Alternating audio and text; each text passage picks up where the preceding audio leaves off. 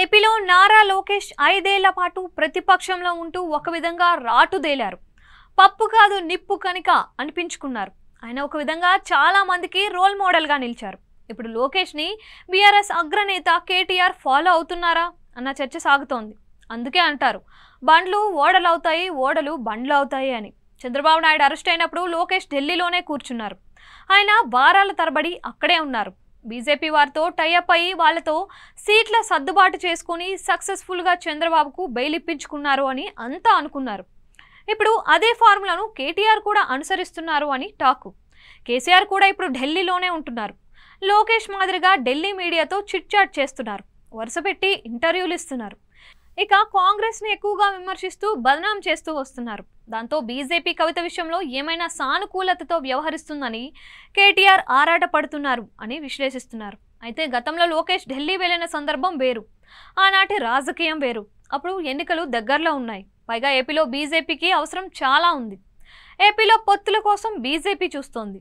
అయితే తానుగా ముందుకు రాని నేపథ్యంలో లోకేష్ చొరవ తీసుకోవడంతో అది సాధ్యపడింది. ఇప్పుడు ఎటు ఎన్నికలు లేవు. పైగా బీఆర్ఎస్తో తెలంగాణలో బీజేపీకి ఏ రకమైన అవసరము రాజకీయంగా చూస్తే లేదు. పైగా బీఆర్ఎస్ని కోరి నెత్తిన పెట్టుకుంటే అది కాంగ్రెస్కి నెత్తిన పాలు పోసినట్లే అన్న చర్చ కూడా కమలనాథుల్లో ఉంది. బీఆర్ఎస్ని అలా వదిలేస్తే మరింతగా వీక్ అయ్యి తెలంగాణలో ఉనికి కోసం పోరాటం చేస్తూ ఉంటుంది అని, అది బీజేపీకి అడ్వాంటేజ్ అని కూడా లెక్కలు ఉన్నాయి. బీఆర్ఎస్కి పోనీ లోక్సభలో ఎంపీలు ఒక్కరైనా ఉన్నా ఇప్పుడు కీలకమైన సమయంలో బీజేపీకి అక్కర తీర్చేందుకు ఉపయోగించుకుంటారు. కానీ ఏ ఒక్క ఎంపీ గెలవలేదు, 0 నెంబర్ వచ్చింది. దాంతోపాటు చూస్తే బీఆర్ఎస్ అసెంబ్లీ ఎన్నికల్లో తెచ్చుకున్న 37% ఓట్ షేర్ని కూడా పార్లమెంట్ ఎన్నికల్లో పోగొట్టుకుంది. 17% బీఆర్ఎస్ పడిపోతే ఆ 20% ఓట్ బ్యాంక్ బీజేపీకి బదిలీ అయింది. ఈ ఫార్ములా ఏదో బాగుందని ఎన్నికల్లో ఓట్లు సీట్లు పెంచుకున్న బీజేపీకి తెలిసి ఇప్పుడు బీఆర్ఎస్ బలం పెంచుతారు అంటే మాత్రం అంతకంటే రాజకీయ పొరపాటు వేరొకటి ఉండదని భావించవచ్చు. ఇక మిగిలి ఉన్న 17% ఓట్ బ్యాంకును కూడా కాంగ్రెస్ లాగాలని చూస్తోంది. బీఆర్ఎస్ ఎమ్మెల్యేలను తన వైపుకు తిప్పుకుంటే బీఆర్ఎస్ కథను సుఖాంతం చేయవచ్చు అని హస్తం పార్టీ తన ప్రయత్నాలు తానుగా మొదలుపెట్టింది.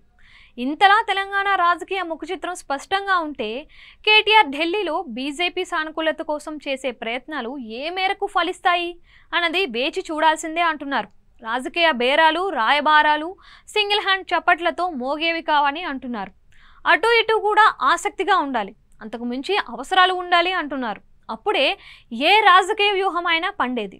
సో కేటీఆర్ ఢిల్లీ భేటీలు, ఇంటర్వ్యూలు బీజేపీ ప్రసన్నం కోసం చేసే తపస్సులు ఫలిస్తాయా అంటే వెయిట్ అండ్ సీ.